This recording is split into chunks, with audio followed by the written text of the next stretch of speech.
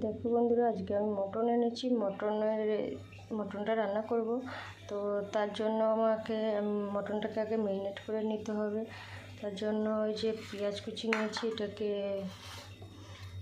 বেটে নেব বা পিষে নেব, যাই হোক।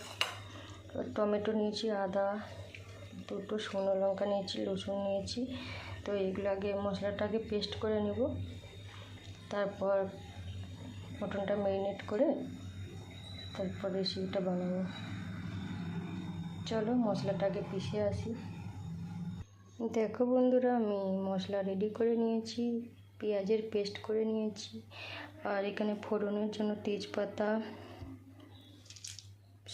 ছোট এলাচ, বড় এলাচ আর লবঙ্গ, দারচিনি নিয়ে নিয়েছি। পেঁয়াজ একটু কুচি করে রেখেছি।